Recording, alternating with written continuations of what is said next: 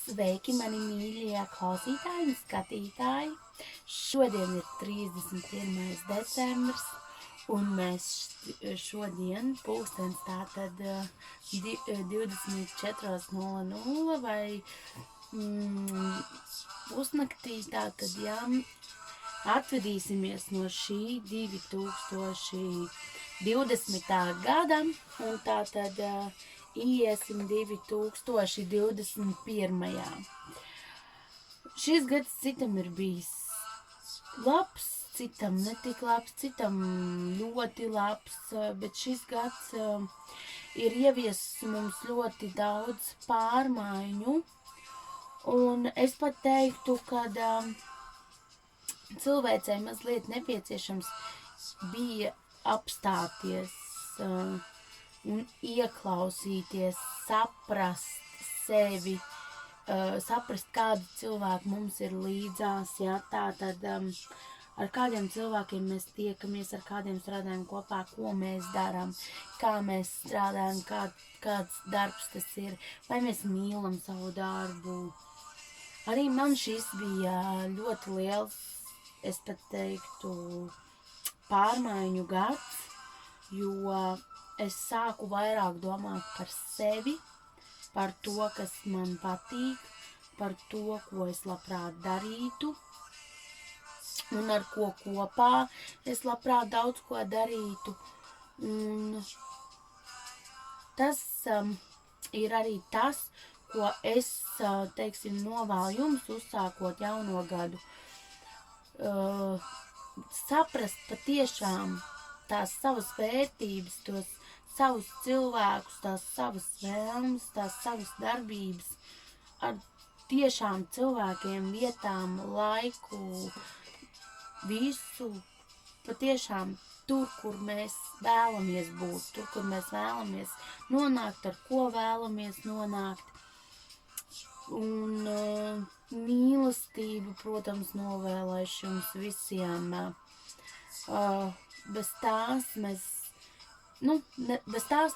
nevaram, jo mums ir jāmīl gan sevi, gan savus līdzcilvēkus. Bet tā patiesi mīlestību dot mēs spējam tikai tad, kad viņa mājo mūsos. Un mūsos viņa mājo tajā brīdī, kad mēs tiešām par visiem 100% varam teikt, es mīlu sevi. Un man ir tik daudz mīlestības pret sevi, kad es to spēju dot arī citiem un dalīties. Vai tāpat ar smaidu, reizēm pietiek ar tiešām sirsnīgu smaidu, lai jūs kādam citam liktu justies labāk. Tas ir maz. Tam nav pat to par naudu īstu patiesu smaidu vai tādu draudzīgu atbalstu vai tādu siltu mīlestības staru. Mēs par naudu to nevaram nopirkt. Tas ir tas, kas ir jārada mūsos pašos, lai mēs to spētu dot tālāk. Tāds būs mans novēlējums jums, bet tagad es ķeršos klāt tātad jaunā gada vēstījumam, eņģeļu terapiju kāršu vēstījumam un taro kāršu vēstījumam, ko tātad mēs, ko kārtas vēlas mums teikt no 1. līdz 6. janvārim. Tātad skatīsimies, sāksim ar eņģeļiem. Tā. No 1. līdz 6. janvārim, ko mums vēlas teikt eņģelīši no 1. līdz 6. janvārim 2021. gadā.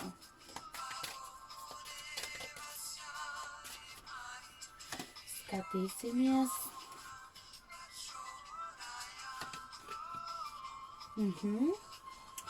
Tātad šis ir labs laiks.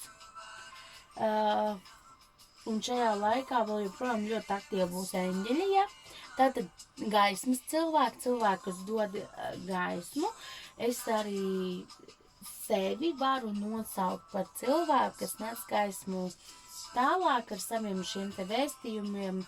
Es palīdzu, piemēram, kādam iespējams sniegt kādu atbildu uz kādu sen jautājumu un izdzirdot manu vēstījumu, viņš saprot, ka tas ir tieši par viņu, un šādi te arī citādi, tātad labas lietas, kā mēs varam sniegt šo te gaismu, tie ir arī mīļi vārdi, smaids paties silts, ka tas ir nepieciešams, mīlestība un viss pārējais, kas tātad, ko mēs spējam dot, lai padarītu pasauli gaišāku un tādā veidā nododot to uz priekšu, lai kāds cits to atkal nodotu tālāk, ja? Tātad vēl mums ir arī sakrālā čakra, kas nozīmē, kad ir jāpadomā par savu jūtīgumu, ja?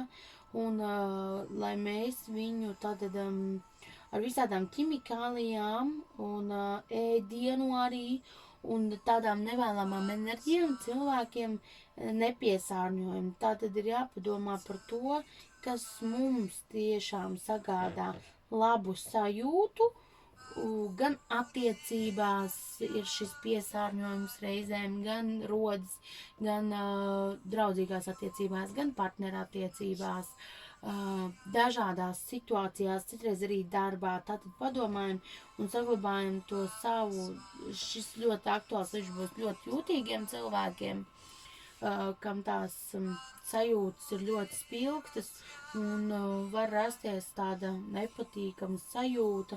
Tātad padomājam par to, lai mēs spētu tātad viegli iet jaunā gada enerģijās, no tātad varbūt mazāk ēst, mazākām porcijām, mazāk sarunāties cilvēkiem, ar kuriem mēs nevēlam sarunāties, ja? Vai piezvaniet vēl tagad vecajā gadā, nezvaniet jaunajā, piezvaniet tam, kam jūs nevarat nezvanīt, bet jūs tā negribat, un tad piezvaniet vēl šinī gadā, lai uzsākot jauno gadu uzreiz jums nav jāzvana. Un arī tātad sirds enerģija, tātad jāatbrīvo ir savu sirdi. Pajautā erceņģelim Rafēlam, lai viņš tev palīdz ar šīm tam sajūtām. Tātad tiem, kam ir spiedošā sajūta krūtīs, tātad šī sajūta krūtīs, kad liekas pilnīgi, ka jums spiež un jūs jūtaties ļoti slikti, tas nozīmē, ka jūs apspiežat savu sirds čakru, apspiežat kaut kādas savas jūtas, emocijas, kaut kādas lietas un neļaujat viņām tātad nākt uz āru, un līdz ar to tas bloķē sirds čakru un jūs jūtaties slikti. Tātad šajā gadījumā es ieteiktu strādāt ar arceņģeli, tātad Rafēlu un palūgt, lai viņš jums palīdz attīrīties un attīrīt jūsu šo te sirds rajonu. Tātad tas ir no eņģelīšiem. Un tātad paskatīsimies tūlītās arī, tūlītās taro kārtas, ja? Tātad taro kārtas, ko jūs mums vēlaties vēstīt? No 1. līdz 6. Tātad viena kārtas, vēl viena. Tā no 1. līdz 6. janvārim 2021. gadā. No 1. līdz 6. janvārim 2021. gadā.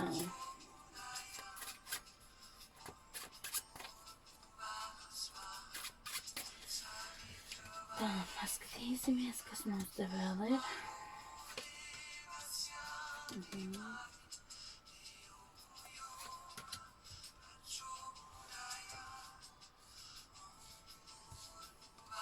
Tā, un šoreiz gribas izlast 8 kārtas. Tātad, šajā laikā mums ir jāpieņem, būs skatos ļoti daudz lēmumu, jābūt diezgan stipriem, ļoti daudziem var mocīt arī bezmiegs šī laikā un būt depresīvs noskaņojums, bet tas ir vairāk tādēļ, ka mēs viņu paši sev radīsim. Kaut kādu iemeslu dēļ, vai dēļ tā, kas notiek ārā, vai dēļ kā mēs ļoti iespaidosim sevi, domu ziņā tieši, jā, mēs tieši domu, tātad sajūtu ziņā jutīsimies tā kā tādi apspiesti, depresīvi, noskaņoti, jā, kad pilnīgi no tā visa mēs vēlēsimies tā kā aiziet, tā kā, jā, prom. Bet šī laikā ir ļoti labs laiks arī, lai mēs visu savu veco domāšanu, ja, tad arī šo te savu depresīvo stāvokli, iespējams, mums liekas arī pagājušajā nedēļas nogalē, ka es liku līdz tātad šodienas datumiņam, man liekas, bija kaut kas līdzīgs. Tātad mēs šo te visu, īstenībā šis ir labs laiks, lai mēs šo visu noliktu malā. Lai mēs visu veco savu domāšanu, arī labs laiks, lai ar citu iztīrīt māju, ja? Lai visu veco, kas mums traucē, savus uzskatus arī un savus domas un lietas arī, kas mums traucē, ļoti labs laiks, lai no viņām atbrīvotos. Tādā veidā ienesīsiet sev, tātad pozitīvo dzīvē, ja? Vēl arī tas, kad ļoti labi šajā laikā jutīsies vīrieši, kas ir stabili, viņi jutīsies, būs vīrieši, kas jutīsies tādi varani, stabili, tādi, jā, naudu sapelnījuši, un tātad, tādi pārliecināti, ja, kad daļa, teiksim tā, finansēs cilvēki, vismaz daļa, būs cilvēki, kas jutīsies pārliecināti tātad par finansēm, finansiāli stabili ieejot jaunajā gadā. Vēl es redzu to, ka būs ļoti nepieciešams tātad spēks, drosme, ja, un izturība, ja? Tātad izturība šos notikumos. Es redzu arī, kad būs cilvēki, vai situācijas, kas, diemžēl, nerīkosies godīgi, kas tiks vērsti tātad pret cilvēkiem, kas to nav tātad pelnījuši, ja? Būs tādas, nevisai godīgas rīcības, bet, ziniet, tās ir tādas vairāk slapas rīcības. Tādas, šmaukšanās, tātad negodīgums, ja, pret citiem, kaut kādas tādas, lietas, bet šīs ir vairāk tādas, ko parasti dara aiz muguras, ja, kas nav tādas atklātās, tagad bet to tā, es tur tā izdarīšu, un gan jau neviens pat nepamanīs, ka es to izdarīšu, bet, nevienmēr tā notiek.